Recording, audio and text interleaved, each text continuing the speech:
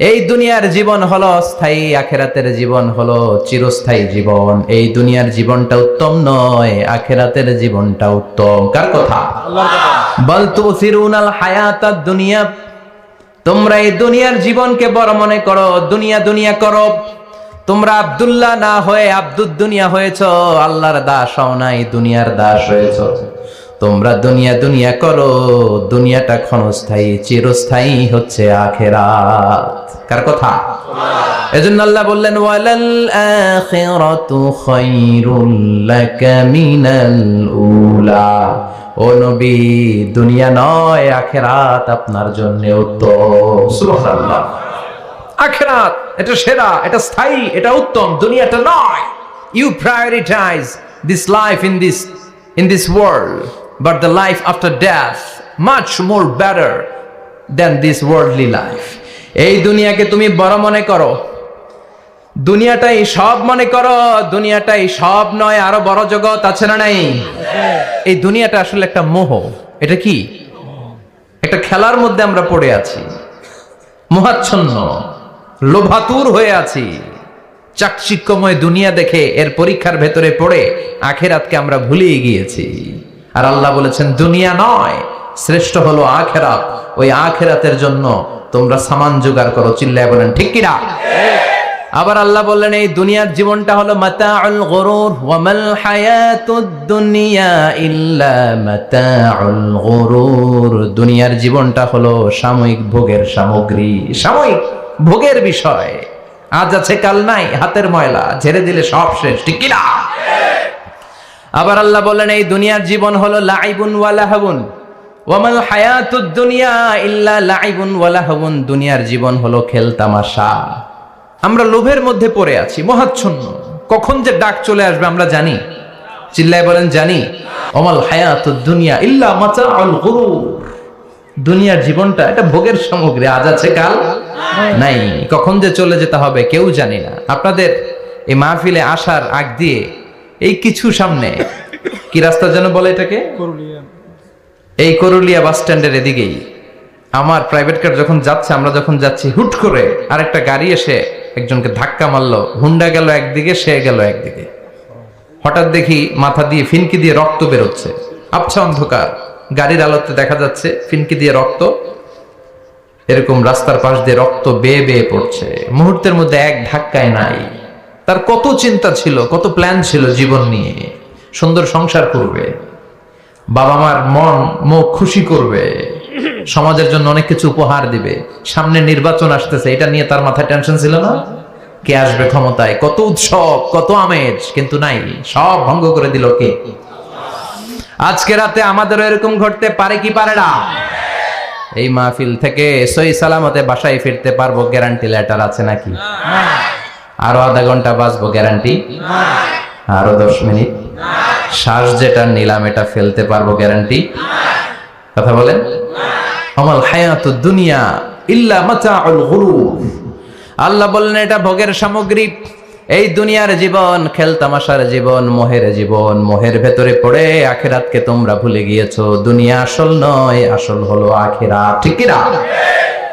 এই দুনিয়ার জীবনটা হলো 4টা স্বর্ণের টুকরার 3টা লাশের মতো। মনোযোগ দিয়ে শুনবেন, কয়টা স্বর্ণের টুকরা? লাশ কয়টা? বনি ইসরায়েলের জামানাতে 3 যুবক ভাগ্যের সন্ধানে, ভাগ্য চেঞ্জ করার জন্য কাজের সন্ধানে তারা বের হয়েছে। পথিমধ্যে গুপ্তধন পেয়েছে, 4টা স্বর্ণের টুকরা পেয়েছে 3 জন। কয়জন? কয়টা স্বর্ণের টুকরা? 4টা স্বর্ণের টুকরা পেয়ে মহা খুশি, খুশিতে বাকবাকুম। কে আমাদেরকে পায়? আজকে স্বর্ণের টুকরা ভাগ করে আমরা অনেক ধনী হয়ে যাব। এক বন্ধু বলল পেটে অনেক ক্ষুধা লেগেছে, আগে বাজার থেকে খাবার নিয়ে আয়, তারপরে 3 জন বন্ধু মিলে 4টা স্বর্ণের টুকরা ভাগ করে নিয়ে যাব। এক বন্ধুকে বাজার থেকে রুটি কিনে আনানোর জন্য পাঠিয়েছে। বাকি 2 বন্ধু এবার বসে বসে পরামর্শ করে, ওইটারে যদি মেরে ফেলতে পারি ভাগ বটোয়ারার দরকার নাই, তুই নিবি 2টা, আমি নিব 2টা। সহজ হয়ে গেল না? ও নিবে 2টা, এ নিবে 2টা, আর ওটার মেরে ফেলবো। যেটা রুটি আনতে গেছে এটা মনে মনে ভাবে রুটিতে যদি বিষ মিশাতে পারি। কি মিশাতে পারি? আর ওই 2টারে যদি খাওয়াইতে পারি তাহলে সব আমার। গোটা দুনিয়া আমার, দুনিয়াকে মজা লেলো, দুনিয়া তোমারই হ্যাঁ। যেই চিন্তা ওই কাজ। রুটির মধ্যে বিষ মেখে এনে বন্ধুদের কাছে দিয়েছে, দুই বন্ধু মিলে ওইটারে ঘুষান শুরু করছে। ঘুষাইতে ঘুষাইতে শেষ, একটা শেষ, উইকেট একটা পড়ছে। কয়টা? আর আছে উইকেট কয়টা? ওই 2 উইকেট। কয় ক্ষুধা লাগছে এটারে মারতে, অনেক কষ্ট হয়েছে, আগে খায়া লই, আগে কি করি। ওই দুইটা মিলে বিষ মাখানো রুটি খেতে শুরু করেছে। বিষ খাওয়ার পর ওই 2 উইকেটও শেষ, কেউ নাই, 3টাই লাশ হয়ে পড়ে আছে, 4টা স্বর্ণের টুকরা পাশে পড়ে আছে। এটাই হলো দুনিয়ার জীবন। চিল্লায় বলেন ঠিক কিনা? এজন্য আল্লাহ বললেন, গোলাম থাকতে আসো নাই, চলে যাবা। কুল্লু নাফসিন যায়িকাতুল মাউত সুম্মা ইলাইনা তুরজাউন। সবাইকে মরতে হবে, কেউ থাকবে না। এই পৃথিবীতে প্রাণ নিয়ে যারা আগমন করার সুযোগ পেয়েছে সবাই মরবে, আজ হোক কাল, আগে হোক পরে, সবাইকে যেতে হবে। চিল্লায় বলেন ঠিক কিনা? আবার আল্লাহ বললেন, আইনামা তাকুনু ইউদরিকুমুল মাউত। যেখানেই থাকো না কেন মৃত্যু তোমাদেরকে ছাড়বে না, মৃত্যু তোমাদেরকে সাক্ষাৎ করবে, মৃত্যু তোমাদেরকে খুঁজে বের করবে। যদিও সুদূর আকাশ পানে, পালাও সেথায় লাগিয়ে সিঁড়ি। আকাশের উপরে যদি বিশাল সিঁড়ি লাগিয়ে 4র্থ আকাশে চলে যান, চাঁদের মধ্যে বাড়ি করেন, মঙ্গল গ্রহে বাড়ি করেন, ওই জায়গায় মালাকুল মাউত আপনারে খুঁজে পাবে না। চাঁদেও খুঁজে পাবে, মঙ্গল গ্রহে যদি যান, স্যাটেলাইট, আমাদের একটা বঙ্গবন্ধু স্যাটেলাইট চ্যানেল লঞ্চ করা হয়েছে না, ওইখানে গেলে তো আর নাই মালাকুল মাউত। কথা বলেন। আল্লাহ বললেন, ওয়াজাআত সাকরাতুল মাউত বিল হক।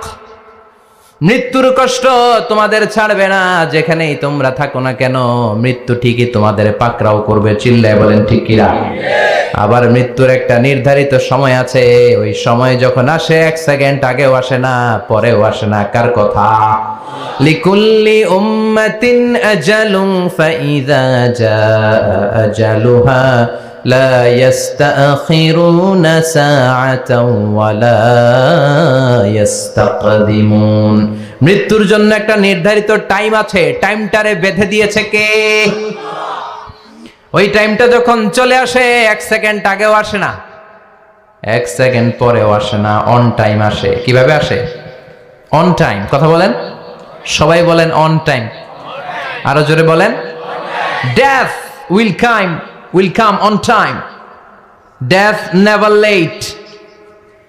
মৃত্যু যখন আসে অন টাইমে আসে, নির্ধারিত একটা সময় আসে, ওই সময়ের আগেও আসে না, পরেও আসে না। 1 সেকেন্ড আগেও আসবে না, পরেও আসবে না। মনে করেন আপনাকে রব্বুল আলামিন 60 বছরের হায়াত দিয়েছে, আপনার বয়স এখন 50 বছর, আরো বাকি কয় বছর? এখন গোটা বিশ্বের সবাই মিলে যদি আপনারে মারতে চায়, কিছু করতে পারবে নাকি? কথা বলেন। আবার রব্বুল আলামিন আজ রাত 12টায় আপনার হায়াত কেড়ে নেবে, মালাকুল মাউত এসে রূহ কবজ করবে। দুনিয়াতে আর থাকার কোনো পারমিশন আপনার নাই, থাকার কোনো সুযোগ নাই। গোটা বিশ্বের সবাই মিলে যদি আপনারে রাখতে চায়, রাখতে পারবে নাকি? কথা বলেন। চলে যেতে হবে। এই পৃথিবীতে আসার একটা সিস্টেম থাকে, যাওয়ার কোনো সিস্টেম নাই, ঠিক কিনা?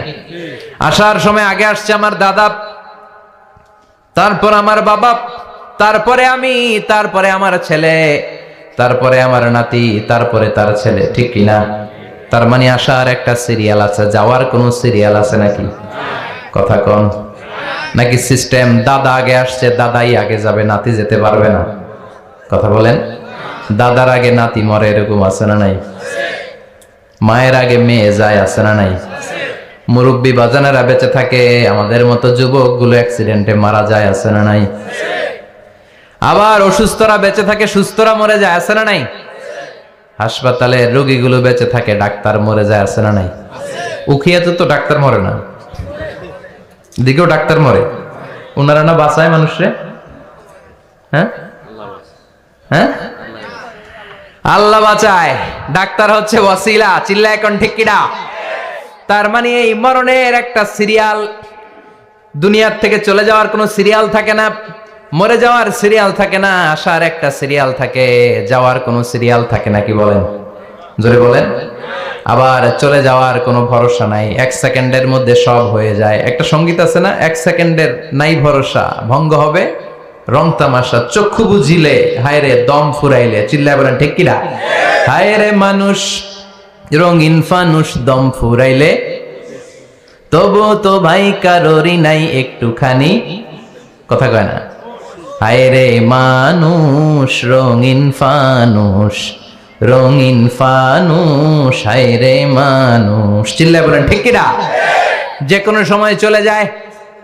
এই গানের যিনি সিঙ্গার ছিলেন, আমরা তখন ছোট, ফিরোজ শাহ বা ফিরোজ শাহ নামের, 1 সেকেন্ডের নাই ভরসা, ভঙ্গ হবে রং তামাশা, চক্ষু বুঝিলে হায় রে দম ফুরাইলে। এই গানটা উনি গাইতে গাইতে স্টেজে মারা গিয়েছিলেন। দেখেন নাই? মুরব্বীরা জানবেন। তার মানে মৃত্যুর গান গেতে গেতেও অনেকে মৃত্যুবরণ করে, এরকম আছে না নাই? অনেকে খাওয়ার টেবিলে বসে মারা যায়, আছে না নাই? ফুটবলার ফুটবল খেলতে খেলতে মরছে, দেখেন নাই? ক্রিকেট খেলতে খেলতে মইরা যায়, আছে না নাই? রেসলিং খেলতে খেলতে মারা যায়, দেখেন নাই? হ্যাঁ, এরকম ভিডিও দেখা যায় যে প্রতিপক্ষকে রেসলিং খেলায় মারতে মারতে শেষ, এখনই জিতে যাবে, হঠাৎ করে তাকায় আছে, কিচ্ছু বোঝে না, হঠাৎ করে জমিনে উল্টে পড়ে যায়, রেফারি এসে মাটিতে বাড়ি মারে, আর লড়ে না, আছে না? রেফারি কি করে? মাটিতে বাড়ি মারে, এতক্ষণ সে জিতে যায়, এখন আর নড়েই না। তাকাতে তাকাতে দুনিয়া থেকে নাই। অনেক টেলিভিশনের নিউজ রিপোর্টার রিপোর্ট করতে করতে নাই, দম ফুরাইলে ঠুস শেষ হয়ে যায়। অনেকে অ্যাক্সিডেন্টে মরে, সড়ক দুর্ঘটনায়, অনেকে বিমান দুর্ঘটনায় মরে, আকাশে মরে না? অনেকে পানিতে ডুবে মরে, অনেকে আগুনে পড়ে মরে, অনেকে ক্রস ফায়ারে মরে, আছে না নাই? আবার অনেকে রাত্রিবেলা বিছানায় ঘুমোতে যায়, সকালে আর ওঠে না। কত ধরনের মরণ! আল্লাহ তুমি আমাদেরকে ভালো মরণ দিও, ইমানি মরণ দিও। তার মানে কে কোথায় মরবো আমরা কেউ জানি নাকি? ওমা তাদরি নাফসুম বিআইয়ি আরদিন তামুত, কোন জায়গায় মরবা, কখন মরবা কেউ আমরা জানি না, কিন্তু মরবো সবাই জানি, ঠিক কি না? কুল্লু নাফসিন যায়িকাতুল মাউত, প্রত্যেকটি আত্মার মৃত্যুবরণ করতে হবে, এটা আমরা সবাই জানি। The most certain thing in life is death, but the most uncertain thing in our life is the time of death. এ জীবনের সবচেয়ে সুনিশ্চিত বিষয় হলো মরণ, সবচেয়ে অনিশ্চিত বিষয় হলো মরণের সময়। চিল্লা এখন ঠিক কিনা? মরবো যে আমরা সবাই জানি, কিন্তু কোথায় মরবো আমরা কেউ জানি? জানি আমরা? সবাইকেই মরতে হয়, জন্মালেই মরতে হবে, চলে যেতে হবে, থাকা যাবে না। এটাই হলো পৃথিবীর পদ্ধতি। জীবনের সবচাইতে নির্মম ঘটনা হচ্ছে মরণ, সবচাইতে ভয়ঙ্কর অভিজ্ঞতা। কোন প্রাণীর জন্য সর্বোচ্চ এবং সবচাইতে ভয়ঙ্কর অভিজ্ঞতা হচ্ছে মৃত্যু। এবং এত ভয়ঙ্কর অভিজ্ঞতা, এই অভিজ্ঞতাটা কারো কাছে শেয়ার করে যাওয়া যায় না। মরার সময় কেউ বলে যেতে পারছিল আমার মরতে এমন লাগছে, কইতে পারছে? কেমন লাগছে বলতে পারে? বলা যায় না। তার আগেই চলে যেতে হয়। শৈশব, কৈশোর, যৌবন, বার্ধক্য, প্রৌঢ়ত্ব, হ্যাঁ, বয়সের ছাপ, কালো চুল দাড়ি সাদা হয়ে যাওয়া, দাড়ি চুলের শুভ্রতা, দুর্বলতা। This is the circle of life. ছোট্ট ছিলাম, বড় হলাম, সিঙ্গেল ছিলাম, ডবল হলাম, তারপরে বাবা হলাম, তারপরে শ্বশুর হলাম, তারপরে নানা হলাম, তারপরে চলে যেতে হবে। This is the circle of life. চিল্লায় বলেন ঠিক কিনা? এই যে মুরব্বীরা, দাড়ি পাকা মুরব্বী যারা আছে, আপনারা কি মনে করছেন মায়ের পেট থেকে এরকম মুরব্বী হয়ে বেরিয়েছিল? কিরকম বের হয়েছিল? তারাও ওয়া ওয়া করেছে, এরাও ফিডার খাইতো, এই চাচারা খায় নাই? এরাও ফিডার খেত, এরাও মায়ের বুকের দুধ খেত, এরাও ছোট্ট বাচ্চাদের মতো গরমকালে পানির মধ্যে ডুবাইতো। স্কুল ফাঁকি দিয়ে বাচ্চারা ডুবায়, আছে না নাই? উখিয়াতে এরকম নাই? ছোট্ট বাচ্চা ছিল, বড় হলো, বার্ধক্যে উপনীত হলো। This is the circle of life. চলে যেতে হবে। বিশ্বনবী বললেন আমার উম্মতি মা বাইনা 60 ইলা 70, আমার উম্মতের গড় বয়স হলো 60 থেকে 70। এই উম্মতের গড় বয়স কত? 60 থেকে 70। ওয়া আকাল্লুহুম মাইয়াজুজু জালিক, অল্প কিছু মানুষ আছে যারা 70-এর বেশি হায়াত পায়। এখানে 70-এর বেশি আছেন কারা? হাত তোলেন দেখি তো। কয়জন? একজন, দুইজন, তিনজন, মাশাআল্লাহ। আল্লাহ আরো হায়াত দেখ, আল্লাহ এদেরকে আরো হায়াত দারাজ করুক। চিল্লায় বলেন আমিন। তার মানে আমার উম্মতি মা বাইনা 60 ইলা 70। বিশ্বনবী বললেন এই উম্মতের গড় বয়স 60 থেকে 70, আর 70-এর বেশি হায়াত পাবে। ওয়া আকাল্লুহুম মাইয়াজুজু যালিক, 70-এর বেশি পাবে হাতে গোনা, গুনে বের করে ফেলা যায় একজন, দুইজন, তিনজন, বাকি সব 60-এর আগে নাই। ঠুস চিল্লা এখন ঠিক কিনা? বাংলাদেশের গড় হায়াত কত মানুষের? 60। বিশ্বনবীর কথার সাথে মিলে গেছে, চিল্লায় পড়েন সুবহানাল্লাহ। এই জন্য বিশ্বনবী বলেন এই যে মুরব্বীদের দাড়ি পাকে, এই যে রাস্তায় অ্যাক্সিডেন্ট হয়, এই যে ক্যান্সারে আক্রান্ত হয়ে লোকজন মারা যায়, তার উপরেও কি টনক নড়ে না? এরপরেও কি বিবেকে ধরে না যে তোমাকে চলে যেতে হবে? আকসিরু যিকরা হাযিমিল লাযযাত, জীবনের সব স্বাদকে পানসা করে দেয় ওই মরণকে স্মরণ করো। মরণকে স্মরণ করলে জাহান্নাম বরণ করা লাগে না। চিল্লায় বলেন ঠিক কিনা? আবার আল্লাহ বললেন গোলাম, স্পেশাল একজন ফেরেশতা আমি মরণের জন্য সিলেক্ট করলাম, নাম মালাকুল মাউত। তাকে আমরা আজরাইল বলে চিনি। এই মালাকুল মাউত তার বাহিনী নিয়ে নির্ধারিত টাইমে গোটা বিশ্বের সব মানুষের রূহ কবজ করে। অন টাইম নাকি দেরি করে? মালাকুল মাউত আগেও আসে না, পরেও আসে না। সুবহানাল্লাহ পড়েন। সাইয়েদনা সুলাইমান আলাইহিস সালামের ওনার এক ওয়াজির ছিল, মন্ত্রী। ওই মন্ত্রীকে নিয়ে উনি বৈঠক করতেন। ওনার সময় উনি মালাকুল মাউতের সাথে বৈঠক করতেন। শুনতেছেন? আপনাদের মনোযোগ আছে তো? উনি বৈঠকে বসেছেন, মালাকুল মাউতও বসা, ওয়াজিরও বসা। হঠাৎ মালাকুল মাউত ওয়াজিরের দিকে বড় বড় চোখ করে তাকাচ্ছে। বড় বড় চোখ করে তাকানোতে ওয়াজির ভয় পেয়েছে। হঠাৎ মালাকুল মাউত চলে গেল। ওয়াজির বলে, ও সুলাইমান আলাইহিস সালাম, এই যে লোকটা বড় বড় চোখ করে আমার দিকে তাকালো, এটা কে? সাইয়েদনা সুলাইমান বলে, হাদা মালাকুল মাউত। যে বর্ণনাটা বলছি এটা হাদিস না, এটা হচ্ছে ইসরাইলিয়া, জিউস ট্র্যাডিশন। কোরআন হাদিসের সাথে কোনো দ্বন্দ্ব নাই, তাই বর্ণনা করা যাবে। বিষ্ণু বলেছেন বাল্লিগু আন্নি ওয়ালাউ আয়া, আবার বলেছেন ওয়া হাদিসু আন বনি ইসরাঈল ওয়ালা হারাজ। বনি ইসরাইলের ট্র্যাডিশন বর্ণনা করো, জিউস ট্র্যাডিশন বর্ণনা করো, এতে কোনো সমস্যা নাই। ওয়াজির বলে, ও সাইয়েদনা সুলাইমান, বড় বড় চোখ করে যে তাকালো লোকটাকে? সাইয়েদনা সুলাইমান বলে, হ্যাঁ দা মালাকুল মাউত, এটা মৃত্যুর ফেরেশতা। ওয়াজিরের কলিজায় পানি নাই। এটা কি ফেরেশতা? শুনে তো পিলে চমকে গিয়েছে। কয় কি? মালাকুল মাউত তো আমার চিনে ফেলাইছে, বাড়ি চিনে ফেলছে, আমার খবর আছে। সাইয়েদনা সুলাইমান আলাইহিস সালাম জিনদেরকে দিয়ে কাজ করাতেন, মেঘমালাকে দিয়ে কাজ করাতেন, বিশাল সিংহাসন নিয়ে পৃথিবীর প্রাচ্য থেকে পাশ্চাত্যে ঘুরে বেড়াতেন। সাইয়েদনা সুলাইমানকে ওয়াজির বলে, ও সুলাইমান, মেঘমালাকে আদেশ করে দেন, আমি আর এই ফিলিস্তিনের ভূখণ্ডে থাকতে চাই না। আকাশের মেঘমালার উপরে আমারে বসিয়ে দেন, আর বলে দেন আমারে নিয়ে যেন আকাশের মেঘমালা হিন্দুস্তানের ওই দূর পর্বতে রেখে আসে। আকসা আল হিন্দ, হিন্দের সবচেয়ে দূরবর্তী জায়গায় যেন আমারে রেখে আসে। সাইয়েদনা সুলাইমান বললেন, আকাশের মেঘ যাও, আমার ওয়াজিরকে নিয়ে হিন্দুস্তানের একটা উপদ্বীপে রেখে আসো। রেখে আসা হলো। কিছুক্ষণ পর মালাকুল মাউত সাইয়েদনা সুলাইমানের কাছে হাজির। সাইয়েদনা সুলাইমান বললেন, ও মালাকুল মাউত, কই ছিলা? কই, একটু আগে হিন্দুস্তান থেকে আপনার ওয়াজিরের রূহ কবজ করে আসছি। সুবহানাল্লাহ পড়েন। এটা আবার কেমন কথা, তুমি ওইখানে গেলা কেন? কয়, রব্বুল আলামিন কিছুক্ষণ আগে আমার কাছে পয়গাম পাঠিয়েছে, যাও সাইয়েদনা সুলাইমানের ওয়াজিরের রূহটা কবজ করো। কবজ করার জায়গা হলো হিন্দুস্তানের উপদ্বীপ। কোন জায়গায়? মালাকুল মাউত এসে দেখে সুলাইমান নবীর সাথে মিটিং করে। ওয়াজির কার সাথে মিটিং করে? সুলাইমান নবীর সাথে। কিন্তু ফরমানে লেখা রূহ কবজ করতে হবে কোথায়? হিন্দুস্তানে। সুবহানাল্লাহ কইবেন না? এজন্য বড় বড় চোখ করে আমি তাকিয়েছি, আর মনে মনে ভাবলাম টাইম তো নাই, কারণ মৃত্যু তো অন টাইমে হতে হয়, এখনই ওর রূহ কবজ করতে হবে। কেমন করে ওইখানে যাবে আমি জানি না, আমি আগে চলে যাই। মালাকুল মাউত চলে গেল, যে দেখে ওই জায়গায় ওয়াজিরও হাজির। সাথে সাথে রূহ কবজ করে আল্লাহর কাছে চলে গিয়েছে। পড়েন সুবহানাল্লাহ।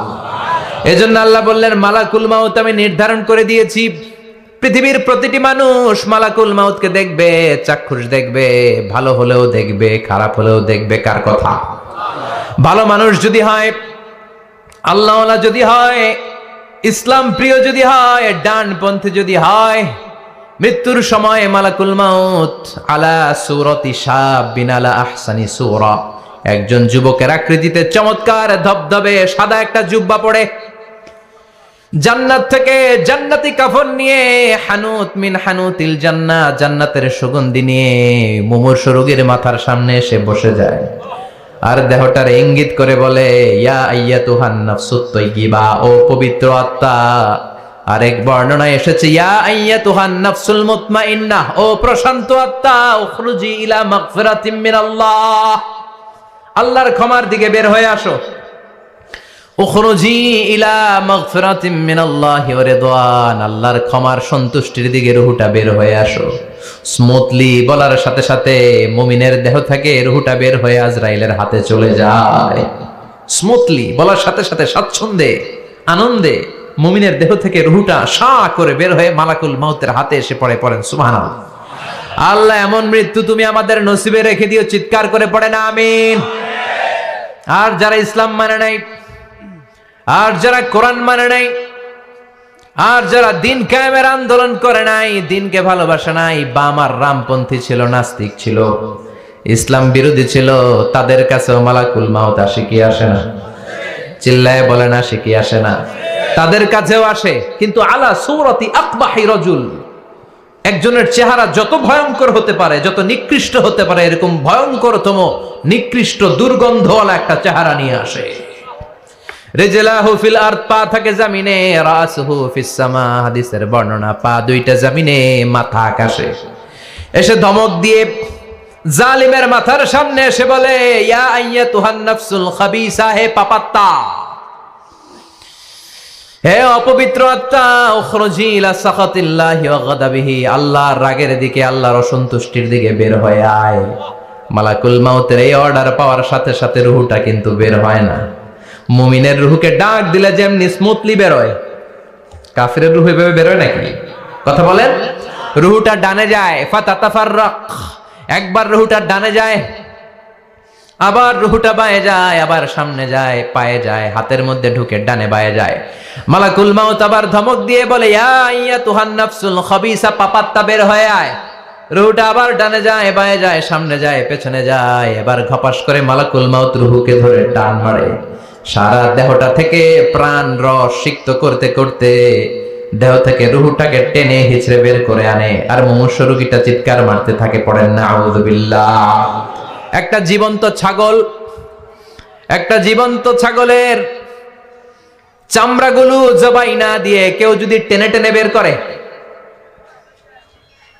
ছাগল জবাই হয় নাই কিন্তু চামড়া এক পাশ থেকে টেনে টেনে টেনে হিচড়ে আপনি গা থেকে বের করলে যত কষ্ট হয়, এর চেয়েও বেশি কষ্ট দিয়ে মালাকুল মাউত বামপন্থী আর কাফেরদের রূহটা দেহ থেকে বের করে আনে, পড়েন না আউযু বিল্লাহ। আমাদের রূহটা যেন আল্লাহ, মুমিনদের রূহ আপনি যেভাবে কবজ করান, ওইভাবে যেন আমাদের রূহটা বের হয়ে আসে। আর জোরে পড়েন আমিন। এজন্য আল্লাহ বললেন, বাল তুসিরুনাল হায়াতাদ দুনিয়া ওয়াল আখিরাতু খায়রুন ওয়া আবকা, পাগলের মতো মোহাচ্ছন্ন হয়ে এই দুনিয়াটার পেছনে ছুটে বেড়াও, এই দুনিয়া আসল নয়, আখিরাত হলো আসল। চিল্লায় বলেন ঠিক কিনা? অস্থির, আমরা ব্যস্ত দুনিয়ার লোভে আর মোহে পড়ে আমাদেরকে যে মরতে হবে, চলে যে যেতে হবে, এটা ভাবার সময় আমাদের নাই। চিল্লাই কোন ঠিক কিনা? এজন্য বলা হয় মুতু ক্বাবলান তামুতু, মরার আগে একবার মরো। হাসিবু ক্বাবলান তুহাসাবু আলাইক, তোমার হিসাব কিয়ামতের দিন করার আগে তুমি তোমার হিসাব করো। জীবনে কি কি পাপ করেছি আমি জানি, আমার চেয়ে ভালো কেউ জানে না। চিল্লায় বলেন ঠিক কিনা? কি কি অন্যায় করেছি আমার হৃদয়ের মধ্যে কথাগুলো আছে না নাই? পৃথিবীর কেউ না জানলেও আমি জানি কি জানি না। এজন্য হাসিবু ক্বাবলান তুহাসাবু আলাইক, তোমার হিসাব বসার আগে নিজে হিসাব করো কি কি করলা। আসল মরণের দিন শটান হয়ে তো শুয়ে পড়ো ভাই, মরার আগে আরেকবার মরো। মরার আগে আরেকবার কি করবেন? কথা বলেন। মরার আগে কি করতে হবে? হঠাৎ একদিন বিছানায় শটান হয়ে শুয়ে যান, চক্ষুটা বন্ধ করেন, ভাবেন মরে গিয়েছেন, এই তো মালাকুল মাউত চলে এসে রূহটা নিয়ে গেল। আত্মীয় স্বজন চিৎকার চেঁচামেচি শুরু করে দিল, কান্নার রোল পড়ে গেল চারদিকে। মাইকের মধ্য দিয়ে, মসজিদের মাইকে অ্যানাউন্স হয়, অমুক এলাকার নিবাসী অমুক ভাই আমাদের মধ্যে দুনিয়ায় নাই, তার জানাজা হবে এশার নামাজের পর, সবাই এসে রুহের মাগফিরাত করেন। সবাই আপনারে দেখতে আসবে, কেঁদে কেঁদে লোকজন আপনারে কবর দিতে আসবে। চিল্লায় বলেন ঠিক কি না? কেঁদে কেঁদে সবাই আসবে, দেখার জন্য আসবে। ছেলেগুলো কাঁদবে, স্ত্রী কাঁদবে, বাবা মা কাঁদবে, বন্ধু বান্ধব কাঁদবে, আর ঘরের মধ্যে রাখা হবে না। এবার আপনাকে গোসল দেওয়ার পালা। চক্ষু বন্ধ করে চিন্তার দরকার আছে না নাই? একটু চোখটা বন্ধ করে ভাবেন, আপনাকে গোসল দেয়া হবে, জামাগুলো খোলা হবে। এত টাকা দিয়ে যে দামি গোসলখানা টাইলস লাগিয়ে ঘরে বানালেন, আপনার শেষ গোসলটা কি ওই দামি গোসলখানায় হবে? লাশ যেখানে ধোয়া হয় ওই জায়গায় ধোয়া হবে। আপনাকে কাফন পরানো হবে। আপনার কলিজার টুকরা ছোট বাচ্চাটারে বলা হবে, আব্বু দেখে যাও, তোমার বাবারে শেষবারের মতো দেখো। আপনার বাবা মা শেষবারের মতো একটা নজর দিয়ে আপনার চেহারাটা দেখে নিবে। বন্ধু বান্ধবরা শেষবারের মতো একবার আপনারে দেখে নিবে। জানাজার জায়গায় নেওয়া হবে। হবে না এই ঘটনাটা আমাদের? হ্যাঁ, হবে কি না? হাজার হাজার মানুষ শেষ বিদায় দেওয়ার জন্য আসবে। চারটা তাকবীর দিয়ে ইমাম নামাজ শুরু করবে। আল্লাহু আকবার, আল্লাহু আকবার, আল্লাহু আকবার, আল্লাহু আকবার বলে নামাজ শুরু করবে। নামাজ শেষ, এবার পালকিতে করে কবরে যাওয়ার পালা। যেতেই হবে, যেতেই হবে। পালকিতে করে লোকজন নিতে শুরু করবে। কবরস্থানের ওই জায়গায় যেখানে মানুষ বছরে মানুষ না মরলে যায় না, ওই গহীন নিঝুম কবরস্থানে ঢুকানো হবে। পালঙ্ক থেকে নামিয়ে আপনার জন্য করে রাখা আগ থেকে কবরটার মধ্যে শুইয়ে দেয়া হবে। উপরে বাঁশ দিয়ে ছাউনি, শেষবারের মতো সবাই দেখে বাঁশের ছাউনির উপরে মাটি চাপা দিবে। ঠিক কিনা? চলে যাবে সবাই, কেউ নাই, অন্ধকার, শুধু অন্ধকার। এই অন্ধকার যেন শেষ হতে চায় না। এই ঘটনা ঘটবে না আমাদের? কথা বলেন, ঘটবে কিনা? এজন্য মরার আগে এগুলো চিন্তার দরকার আছে না নাই? মরার আগে আরেকবার মরার দরকার আছে না নাই? এজন্য রব্বুল আলামিন বলেন, বাল তুসিরুনাল হায়াতাদ দুনিয়া ওয়াল আখিরাতু খায়রুন ওয়া আবকা। এই দুনিয়ার জীবনটাকে তোমরা আসল জীবন মনে করো, এটা আসল জীবন নয়। আসল জীবন হলো কবরের জীবন। চিল্লায় বলেন ঠিক কি না? প্রতিদিন মাইকে অ্যানাউন্স শুনি, অমুক এলাকার অমুক লোক নাই। দাদা গেল, বাবা গেল, বড় ভাই গেল, আত্মীয় স্বজন গেল, আমাকেও যেতে হবে, এই চিন্তা মাথায় নাই। চিল্লায় এখন ঠিক কিনা? এজন্য লাইফটা হলো one time, one chance. Second কোনো চান্স আপনাকে দেয়া হবে নাকি? কাফেররা বলবে, ইয়া রাব্বি আরেকটা সুযোগ দেন। লাউ আন্না লানা কাররা ইয়ানি মাররা, আল্লাহ আরেকটা সুযোগ যদি পেতাম দুনিয়াতে ভালো করে আসতাম। আল্লাহ বলবেন, ইন্নাহা কালিমাতুন কাইলুহা, এটা শুধু তাদের মুখের কথা, তাদেরকে আবার সুযোগ দিলেও তারা কিচ্ছু করবে না। চিল্লায় এখন ঠিক কিনা? এজন্য একটা চান্স আমরা পেয়েছি, এই দুনিয়ার ওয়ান চান্সে আমরা ভয় পাবো একজনকে। চিল্লায় বলেন তিনি কে? আল্লাহ। এজন্য যেতে আমাদেরকে হবে। এই মরণ থেকে পালানোর কোনো সুযোগ কেউ পালাতে পারে নাই। এই মরণ হলো আখিরাতের প্রবেশদ্বার। মরণ নামক পালকিতে চড়ে আমরা কবরের ভেতরে ঢুকি। মরণ হলো প্রথম পর্ব, কবর হলো দ্বিতীয় পর্ব। যেরকম ঠিক কিনা? এজন্য বিশ্বনবী বললেন, আল কবর রাউদাতুম মিন রিয়াদিল জান্নাহ আও হুফরাতুম মিন হুফারিন নার। কবর হলো কারো জন্য জান্নাতের বাগান, কারো জন্য জাহান্নামের গর্ত। আমরা বলি, আল্লাহ আমাদের কবরটারে জান্নাতের বাগান বানাও। আরো জোরে পড়েন আমিন। আবার বিশ্বনবী বললেন, ইন্নাল কবরা আউয়াল মানজিল মিন মানাজিলিল আখিরাহ। কবর হলো আখিরাতের মানজিলগুলোর প্রথম মানজিল। আখিরাতে একটার পরে একটা অনেকগুলো স্টেশন আপনাকে পার হতে হবে। প্রথম স্টেশনটার নাম হলো কবর। প্রথম স্টেশনের নাম কি? এই কবর নামক স্টেশনে যদি আপনি মাফ পেয়ে যান, সামনের সব স্টেশনগুলোতে মাফের ব্যবস্থা করবে কে? আল্লাহ। আর কবর নামক স্টেশনে যদি ধরা খেয়ে যান, আপনার মায়ের আছে না নাই? লাশটাকে যখন রাখা হয়, লাশটা চিনে কে আমারে রাখলো, কে আমাকে ধৌত করলো, কে আমারে কাফন পড়ালো। এজন্য বিশ্বনবী বলেছেন, মুমূর্ষের সামনে বসে বসে পড়ো লা ইলাহা ইল্লাল্লাহু মুহাম্মাদুর রাসূলুল্লাহ। লাকিনু মাউতাকুম লা ইলাহা ইল্লাল্লাহ। মুমূর্ষের সামনে দাঁড়িয়ে দাঁড়িয়ে পড়ো লা ইলাহা ইল্লাল্লাহ। এই লা ইলাহা হচ্ছে জীবিতদের জন্য কালিমা, আর আমরা মরার পরে এই জিকির করি, ঠিক কি না? আমাদের দেশের অনেক জায়গায় লাশ নিয়ে কবরে যাওয়ার সময় লা ইলাহা পড়ে না। না, এটা আগের জিকির, মরার আগের জিকির। মরার আগে আপনাকে অ্যানাউন্সমেন্ট দিতে হবে আল্লাহ ছাড়া কোনো ইলাহ নাই, বিশ্বনবী হচ্ছেন শেষ নবী এবং রাসূল। চিল্লায় বলেন ঠিক কি না? লাশটাকে যখন রেখে দেয়া হয়, বিশ্বনবী যত মানুষকে কবরে রেখেছেন আর বলেছেন ইস্তাগফিরু লিআখিকুম, তোমার ভাইদের জন্য তোমরা দোয়া করো। ফাইন্নাহুল আনা ইউসআল, এখনই তাকে কবরে সওয়াল করা হবে। কবরে প্রশ্ন আছে না নাই? কথা বলেন।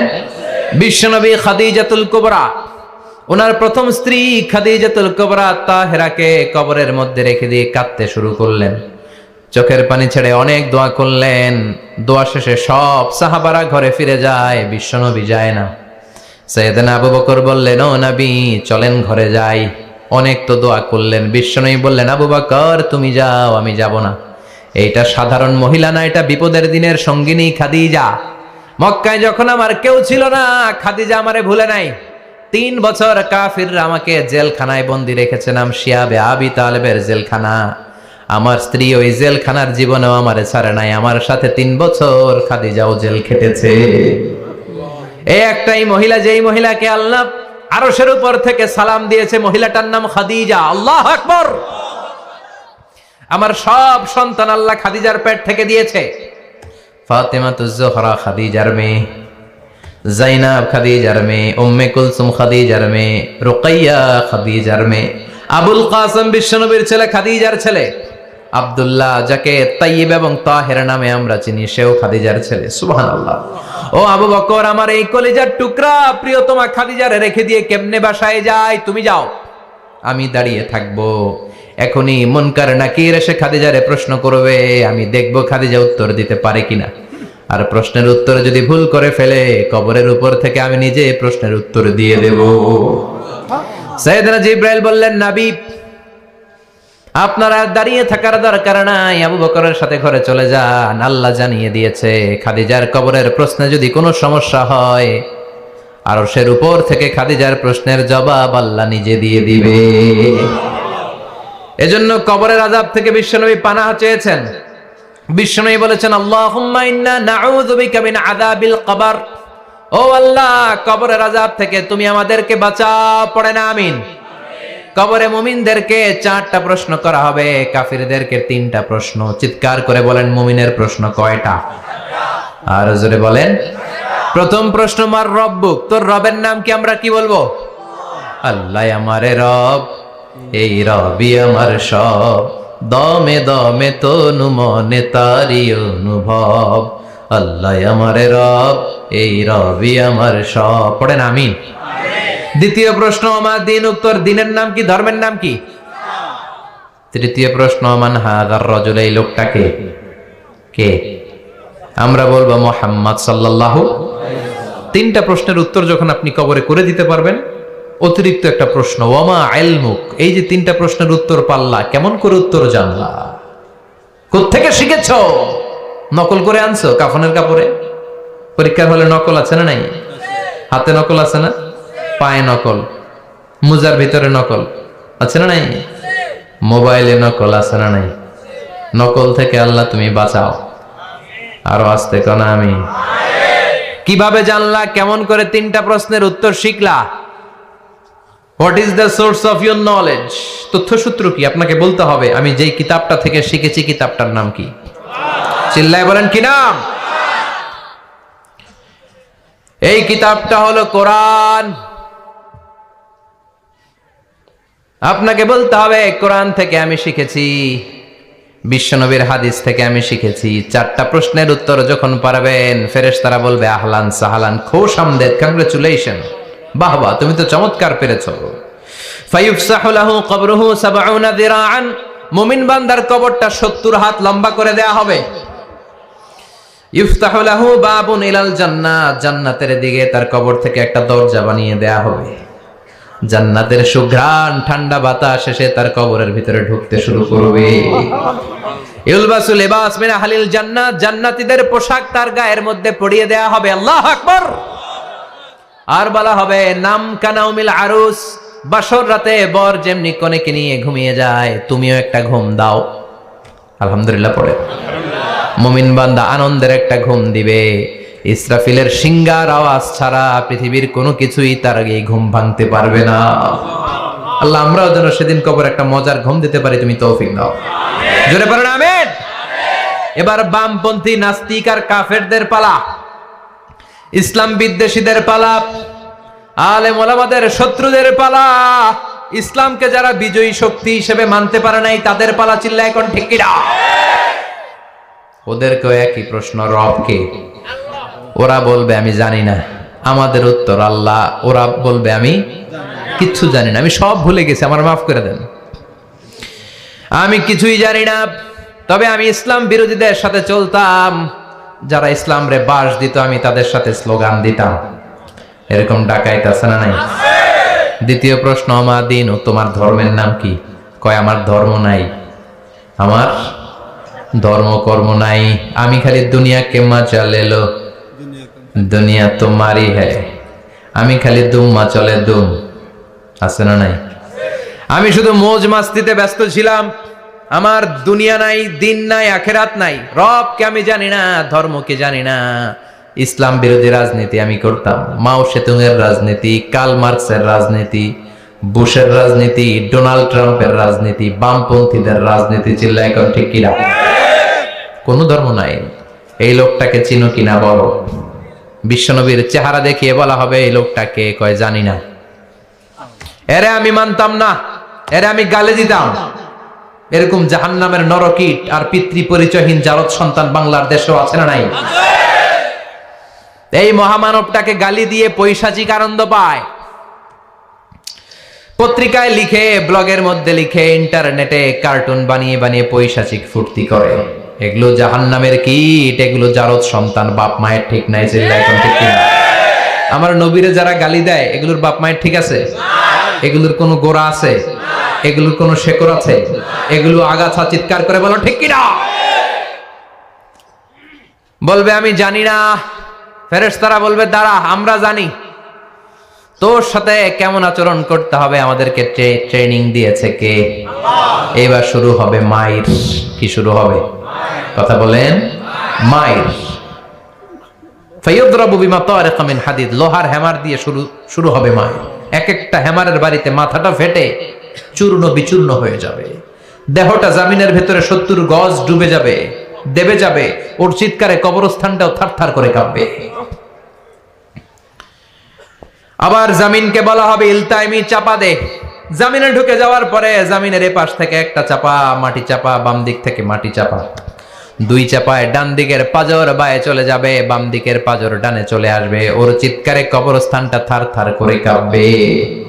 আল্লাহ এই ধরনের পরিস্থিতি থেকে তুমি আমাদেরকে বাঁচাও। আরো চিৎকার করে বলে না আমিন। এই জন্য কবরের এই প্রস্তুতি নেওয়ার দরকার আছে না নাই? কোরআনের পক্ষে থাকার দরকার আছে না নাই? ইসলামের পক্ষে থাকার দরকার আছে না নাই? ইসলামী আন্দোলনের সাথে থাকার দরকার আছে না নাই? ইসলামের বিজয় চাওয়ার দরকার আছে না নাই? যে লোক ইসলামের বিজয় চায় না, যে লোক চায় না ইসলাম দিয়ে দেশ শাসিত হোক, যে লোক চায় না কোরআনটা সংসদ ভবনে নেতৃত্ব দেখ, তার অন্তরে ঈমান থাকতে পারে নাকি? চিল্লায় বলেন পারে? এজন্য ঈমানের দাবি হচ্ছে অন্যায়কে প্রতিরোধ করতে হবে, হকের পক্ষে থাকতে হবে। কোরআনের রাজনীতি নিজ চোখে দেখে ইসলামকে সংসদ ভবনের উপরে কালিমার পতাকা পতপত করে দেখার স্বপ্ন অন্তরে থাকতে হবে। চিল্লায় কোন ঠিক কিনা? এটাই তো মুমিন, যে ইসলামকে বিজয়ী শক্তি হিসেবে দেখতে চায়, যে কোরআনের আইন চায়, যে কোরআনের রাজ চায়। চিল্লায় বলেন ঠিক কিনা? এজন্য আমরা আল্লাহর কাছে কামনা করি, আল্লাহ তুমি আমাদেরকে ঈমানের মৃত্যু দাও, তুমি আমাদেরকে কবরের সব প্রশ্নগুলো সহজ করে দাও। পড়ে না আমিন? আরো জোরে পড়ে না আমিন? এজন্য আল্লাহ বললেন বাল তুসিরুনাল হায়াতাদ দুনিয়া ওয়াল আখিরাতু খায়রু ওয়া আবাকা। ও আমার গোলাম, দুনিয়ার এই জীবনটাকে তোমরা আসল জীবন মনে করো, এই জীবন কিন্তু আসল জীবন না। আসল জীবন হলো আখিরাতের জীবন। কোন ঠিক কিনা? এই জন্য মৃত্যু থেকে যতই পালাও, পালিয়ে বেঁচে থাকতে পারবা নাকি? পারা যাবে? চিল্লায় বলেন। কোন নবীরা পারছে? আদম আলাইহিস সালাম মৃত্যু থেকে বেঁচে গেছে না? মরছে? কথা বলেন না। উনি পৃথিবীর একমাত্র মানুষ যিনি জানতেন যে উনি কতদিন বাঁচবেন। সুবহানাল্লাহ পড়েন। উনি জানতেন উনি কতদিন বাঁচবেন। কেন আল্লাহ জানালেন? এর কারণ মৃত্যু কি এটা উনি জানেই না। কেমনে মরে দেখেই নাই, কষ্ট কি জানে না। আমরা আমাদের দাদাকে মরতে দেখেছি, বাবাকে মরতে দেখেছি, মামাকে মরতে দেখেছি। মরণের কত কষ্ট আমরা দেখি, এজন্য ভয় আছে না নাই? আদম আলাইহিস সালামের দাদা আছে নাকি? বাবা, মামা, খালু, শালা আছে? নাই। এজন্য মৃত্যু যে কেমন এটা উনি জানতেন না। এজন্য আল্লাহ জানিয়ে দিলেন, আদম পৃথিবীতে তুমি 1000 বছর বাঁচবা। আলফু সানা। লাম্মা খালাকাল্লাহু আদামা ওয়া কানা তুলুহু 60 যিরাআন। বুখারীর বর্ণনা, সাইয়েদনা আদম আলাইহিস সালামকে বানানোর পরে আল্লাহ 60 হাত লম্বা বানালেন। কয় হাত? জোরে বলেন, আরো জোরে। 60 হাত লম্বা। এরপরে ওনার ঔরসে পৃথিবীতে যত নারী আসবে, পুরুষ আসবে রূহের জগতে, সবগুলো রূহকে বসিয়ে দিলেন বৈঠকে। সুবহানাল্লাহ। বিশাল কনফারেন্স রুম। আমরাও ছিলাম না? আমাদের রূহটাও ছিল। সাইয়েদনা আদম বললেন, আল্লাহ এরা কারা? আল্লাহ বললেন, আদম এগুলো সব তোমার সন্তান। সাইয়েদনা আদম অবাক দৃষ্টিতে, অপলক নয়নে নিজের সন্তানদের রূহগুলো দেখতেছিলেন। দেখতে দেখতে হঠাৎ একটা রূহকে ভালো লেগে গেল। বললেন, আল্লাহ এটা কার রূহ? আল্লাহ বললেন, এটা দাউদ আলাইহিস সালামের রূহ। পড়েন সুবহানাল্লাহ। আল্লাহ এটাকে দেখতে বড় ভালো লাগে। কার রূহ? এটা তোমার ছেলে নবী হবে, নবী দাউদের রূহ। কাম উমরু, আল্লাহ দুনিয়াতে সে কয়দিন বাঁচবে? আল্লাহ বললেন, 40 সানা, 40 বছর। কয় বছর? সবাই বলেন, কয় বছর? 40 বছর। সাইয়েদনা আদম বললেন, মাবুদ আমার এত সুন্দর কলিজার টুকরা সন্তান দাউদ আলাইহিস সালামকে দুনিয়াতে মাত্র 40 বছর আপনি কেন দিলেন? আল্লাহ প্রথম মানুষ এবং নবী হিসেবে আপনার কাছে ফরিয়াদ করি, আমার ছেলে দাউদের বয়স বাড়ায়া দেন। আল্লাহ কয় না, হাদা কদ কুতিবা, এটা লেখা হয়ে গেছে। রুফিআতিল আকলাম ওয়া জাফফাতিস সুহুফ, লিখে ফেলছি, কলম শুকায় গেছে, কালি শুকায় গেছে, এটা চেঞ্জ করা যাবে? সাইয়েদনা আদম বললেন, আল্লাহ আমি বাঁচমু কয় বছর? কয় তুমি থাকবা কয় বছর? আলফু সানা, 1000 বছর। মনে আছে? আল্লাহ আমার 1000 বছরের দরকার নাই, আমি আমার 1000 বছর থেকে 60 বছর আমার ছেলে দাউদরে আমি দিয়ে দিলাম। আদম আলাইহিস সালামের 1000 বছর থেকে 60 বছর যদি দান করে দেয়, ওনার আর কত রইল? 940। আর 60 বছর যদি দাউদ নবীর 40 বছরের সাথে যোগ দেয়া হয়, উনি পেলেন কয় বছর? 100। সাইয়েদনা আদম পৃথিবীতে আসলেন, এসে থাকতে শুরু করলেন। দিন গড়িয়ে রাত আসে, মাস গড়িয়ে বছর আসে, বছর যায় বছর আসে। ঠিক 940 বছর পর মালাকুল মাউত আদম আলাইহিস সালামের কাছে আসলেন। বললেন, আনা মালাকুল মাউত উকিলা বিকুম, আপনাদের জন্য আল্লাহ আমাকে বানিয়েছে রূহ কবজ করতে। ও আদম, আবুল বাশার, পৃথিবীর প্রথম মানব, প্রথম নবী, আপনার সময় শেষ, রেডি হন। কি হন? খেলা শুরু হবে, এখনই রূহ কবজ করে নিয়ে যাব। সাইয়েদনা আদম বলে, এখন আসছো কেন? আমার আরো 60 বছর বাকি আছে। মালাকুল মাউত বলে, না, আপনি রূহের জগতে আল্লাহর কাছে আপনার সন্তান দাউদকে কয় বছর দিয়েছিলেন? 60 বছর। এজন্য 940 বছর আপনার জন্য লেখা। আমি এখন আপনার রূহ কবজ করতে চাই। সাইয়েদনা আদম বলে, আমি মানি না, আমি কাউকে দেই নাই। 60 বছর আমি দেই নাই, আমি আরো বাঁচব, আমি আরো বাঁচবো, 60 বছর আমি বাঁচবো, আমি দেইতেই নাই। মিয়া যাও। মালাকুল মাউত আল্লাহর যে বলে, আল্লাহ দেয় নাই বলে, আসলে ভুলে গেছে। আসলে আফাতুল ইলমি আন নিসিয়ান, মানুষ ভুলে যায়, মানুষ বড্ড ভুলে যায়। আমরা অনেক সময় খাইয়াও কই খাই নাই। অনেক কিছু আপনি দিছিলেন কিন্তু ভুলে যাই, গলার নিচ দিয়ে নামার পরে কই তুমি কিচ্ছু দেও নাই। আছে না নাই?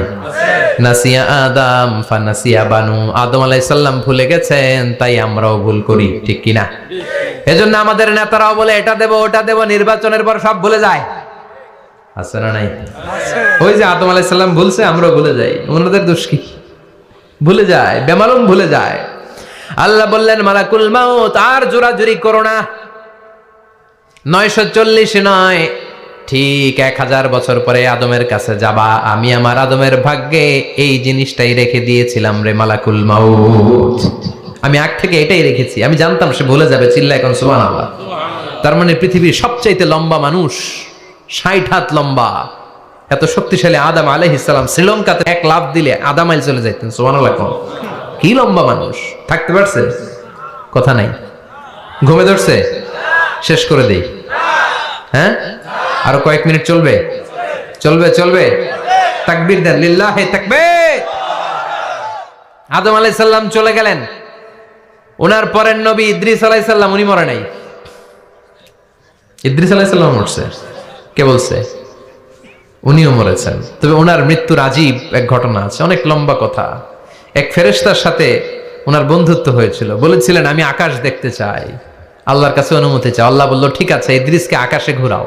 প্রথম আকাশে ঘুরলেন, দ্বিতীয় আকাশে ঘুরলেন, তৃতীয় আকাশে ঘুরলেন, চতুর্থ আকাশে ঘুরলেন। ইন দ্য মিন টাইম চতুর্থ আসমানে মালাকুল মাউত পৃথিবীর দিকে নেমে আসছিল। ওই ফেরেশতা বলে মালাকুল মাউত আপনি কই যান? মালাকুল মাউত বলে একটু আগে আল্লাহ ফরমান জারি করেছে, চতুর্থ আসমানে আমার নবী ইদ্রিসের রূহ কবজ করো। সুবহানাল্লাহ। আমি বললাম আল্লাহ আপনার পাঠানো নবী সাইয়েদনা ইদ্রিস থাকে দুনিয়ায়, চতুর্থ আসমানে পামু কই? আল্লাহ কয় কথা নাই, দৌড় দে। আমি দৌড় দিলাম, এসে দেখি ইদ্রিস আলাইহিস সালাম এখানে রেডি। সুবহানাল্লাহ। ওয়া রাফা'নাহু মাকানান আলিয়্যা।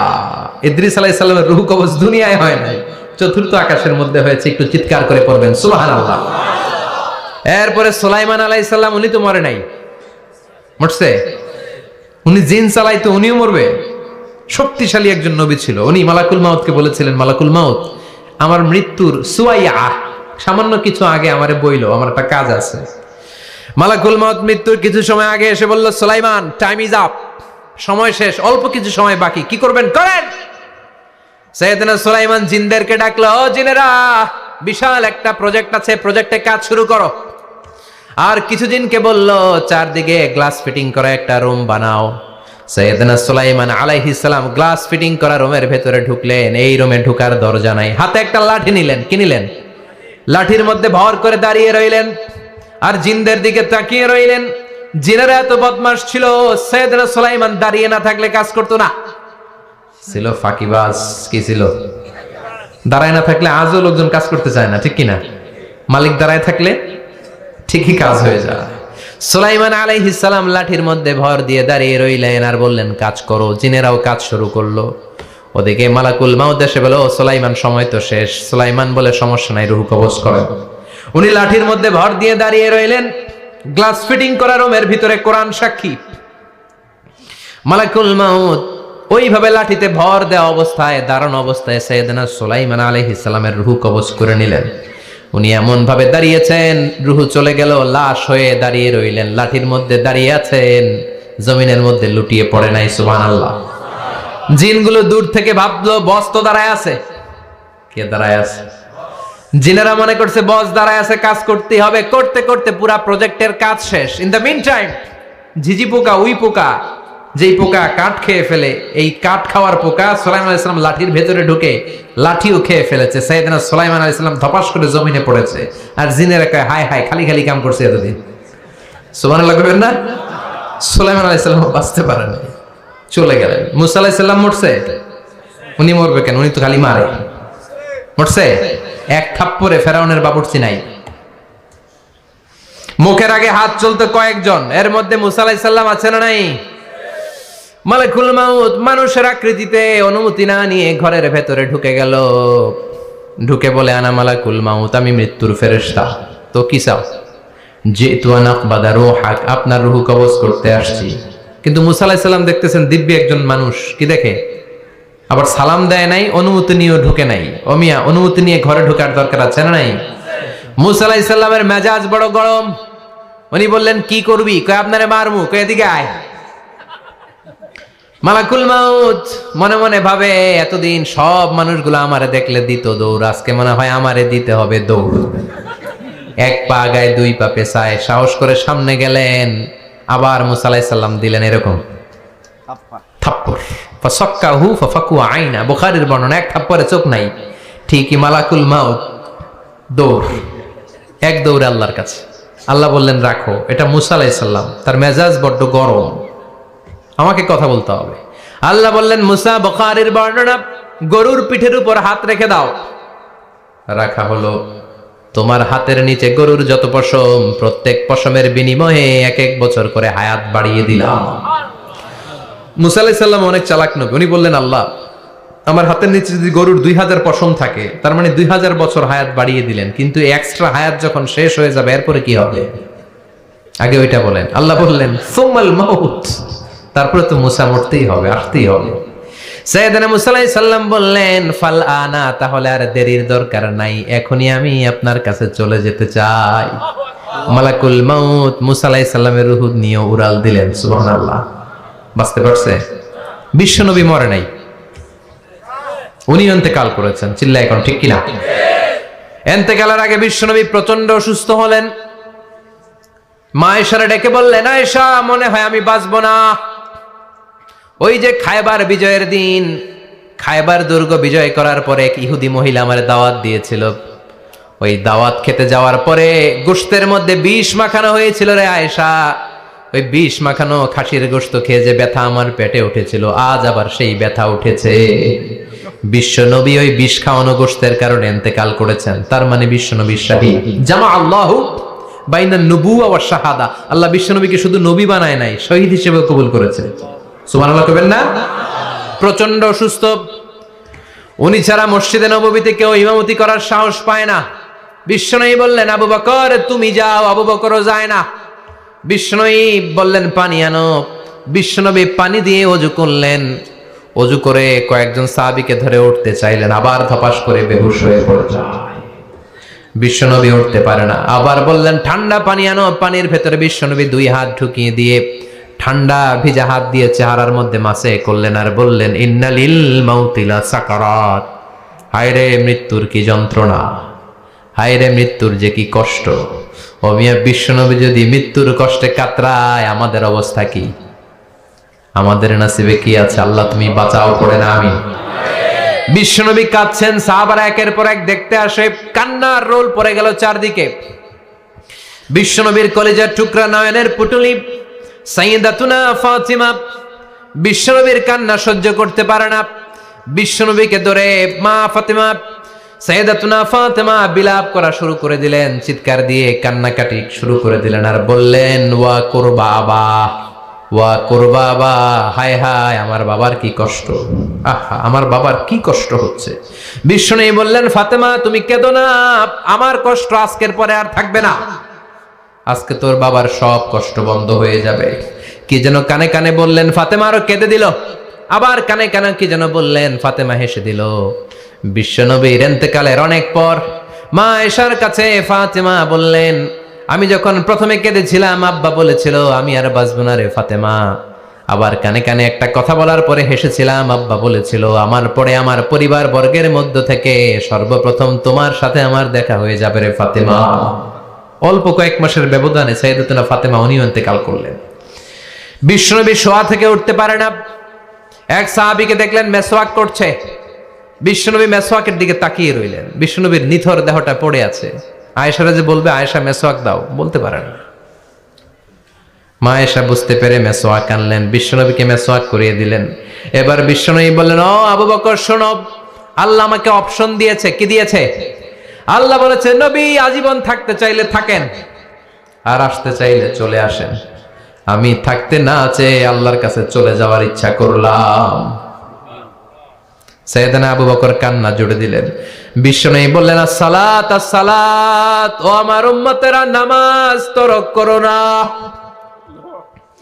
ইন্তেকালের আগে বললেন নামাজ ছেড়ে দিও না, আর বললেন ওয়ামা মালাকাত আইমানুকুম, তোমাদের অধীনস্থ কর্মচারীদের সাথে খারাপ আচরণ করো না। ঘাম শুকানোর আগে পয়সা দিয়ে দিও। আর হাত দুটো উঁচু করে বললেন, আল্লাহুম্মা ইলার রাফিকিল আলা, ও আল্লাহ আমি আপনার কাছে যেতে চাই। এই কথাটা বলে বিশ্বনবীর হাত দুইটা ধপাস করে জমিনে পড়ে গেল, বিশ্বনবীও চলে গেলেন। থাকতে পেরেছে কেউ? চিল্লায় বলেন। এজন্য আমরা আল্লাহর কাছে ঈমানি মৃত্যু চাই। কি মৃত্যু? আমরা উত্তম মৃত্যু চাই। চিল্লায় বলেন কি মৃত্যু? এজন্য মরণের আগে ঈমান নিয়ে মরার দরকার আছে না নাই? বিশ্বনবী দোয়া করতেন, আল্লাহুম্মা রযুকনা হুসনাল খাওয়াতিম, ও আল্লাহ আমাদের শেষটা যেন ভালো হয়। শেষ কথা বলি, এদিকে তাকান, মনোযোগ আছে? বলতেন আল্লাহুম্মা রযুকনা হুসনাল খাওয়াতিম, ও আল্লাহ আপনি আমাদেরকে ঈমানের মৃত্যু দেন, আমাদের শেষটা ভালো করেন। কারণ সব ভালো তার শেষ ভালো। জানেন না এটা আপনারা? সব ভালো তার শেষ ভালো। আজীবন ইসলামের পক্ষে, আজীবন নামাজি মুত্তাকি, মরার আগে কাফের হয়ে মরে, এরকম আছে না নাই?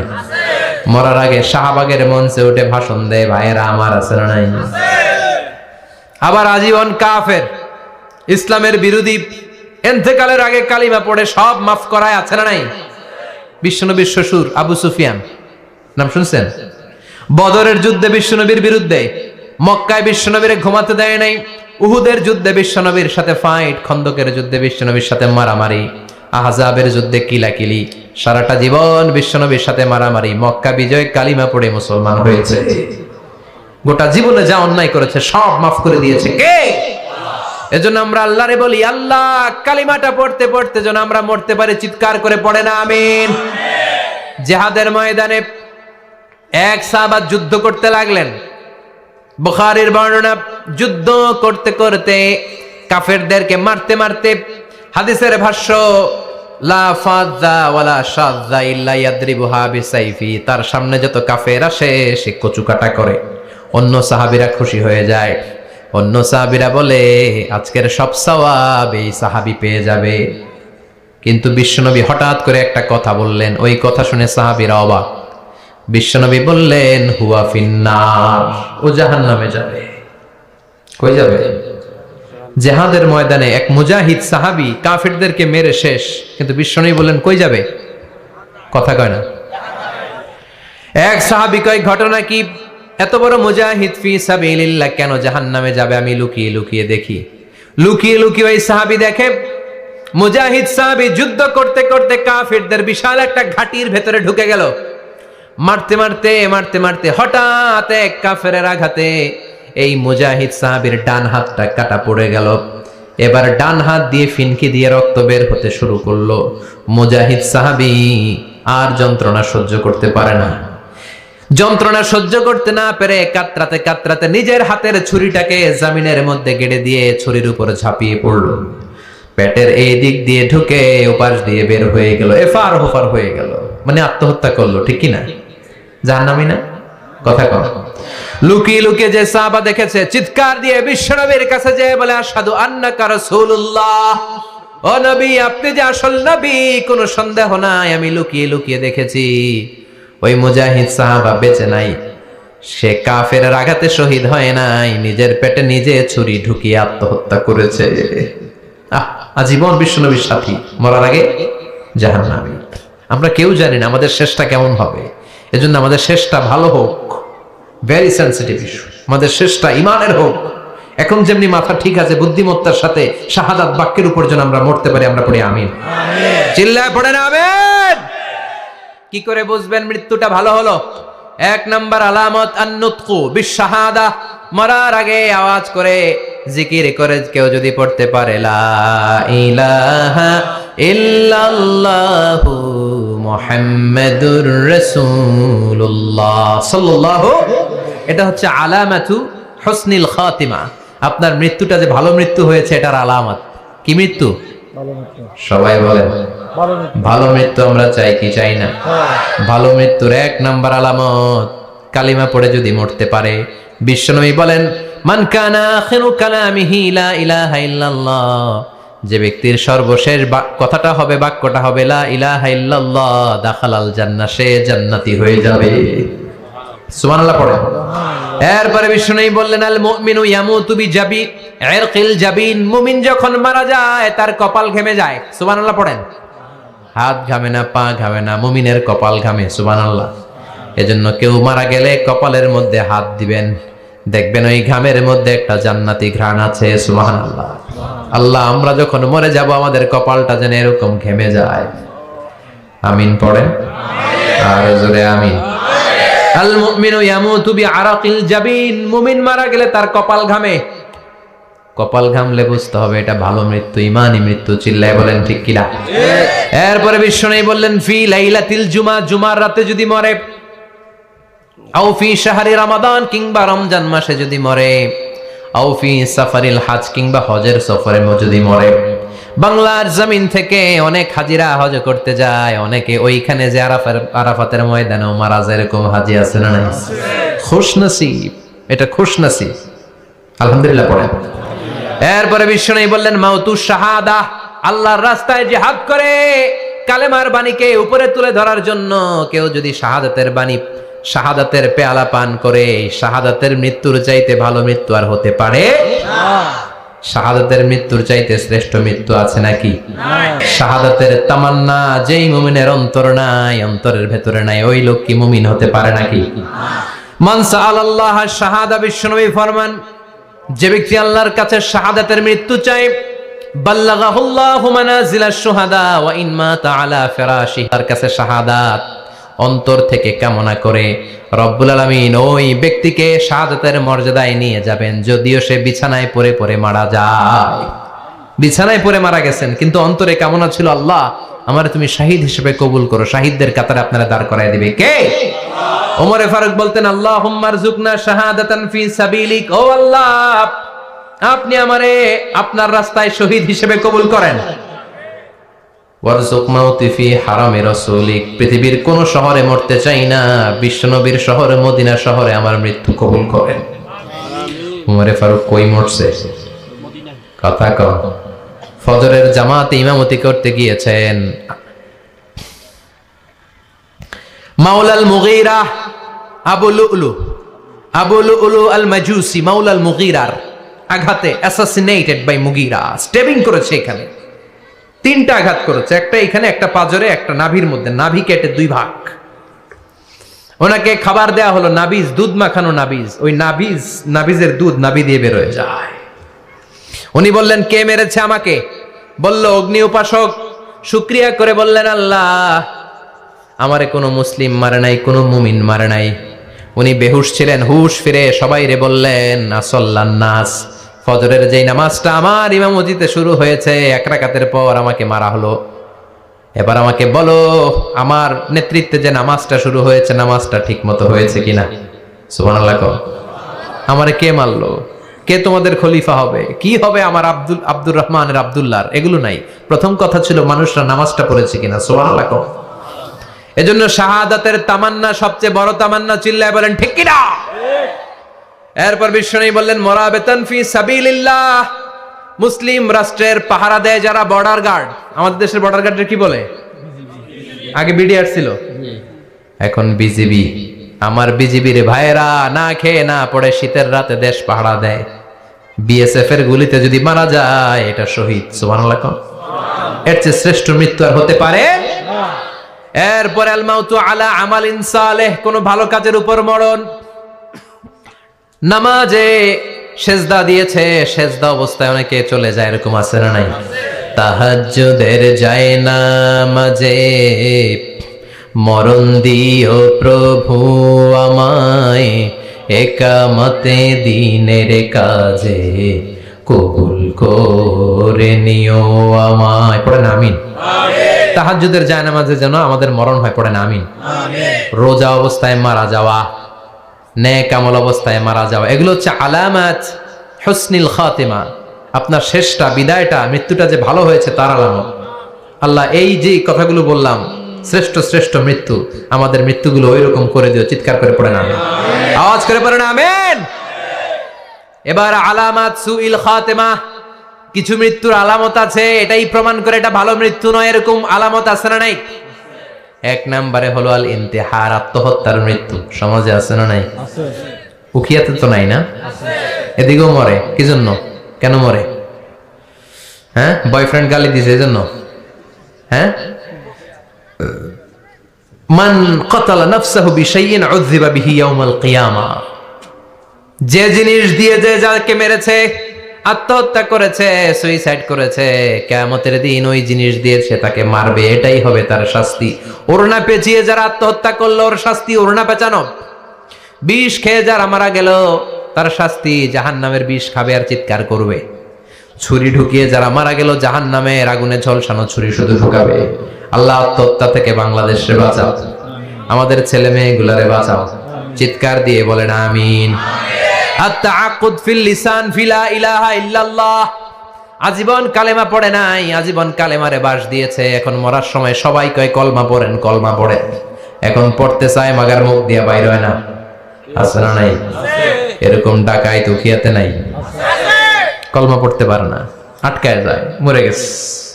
এই মৃত্যুটা কি ভালো কথা বলে? ফি হালাতি শুরব, অনেকে মদ খাইতে খাইতে মরে, আছে না নাই? জুলুম করতে করতে মরে, আছে না নাই? অন্যের জায়গা দখল করে মরে, এরকম আছে না নাই? ফি হালাতি ইরতিকাবিল কাবায়ের, যে কোনো কবিরা গুনাহ করা অবস্থা যদি মারা যায় এটা খারাপ মৃত্যু, অপমৃত্যু, এটা জান্নাতি মৃত্যু নয়। চিৎকার করে বলেন ঠিক কি না? এরপর ফি সাখাতিল ওয়ালিদাইন, বিশ্বনবী বললেন কোন ছেলে যদি মারা যায় এমন অবস্থায় মা বাবা তার উপর রাগান্বিত, এটা ভালো মৃত্যু? কথা বলেন। পৃথিবীর চেয়ে, গোটা পৃথিবীর বুকে মায়ের চেয়ে আপন কেউ আছে নাকি? এই মায়ের মনে কষ্ট দিয়ে ওই অবস্থায় যদি মারা যায় এই মৃত্যুটা অনেক খারাপ। চিল্লায় বলেন ঠিক কিনা? এজন্য মায়ের সাথে খারাপ আচরণ করবেন নাকি? কথা বলেন। যার মা নাই সে জানে মা না থাকার কি জ্বালা, ঠিক কিনা?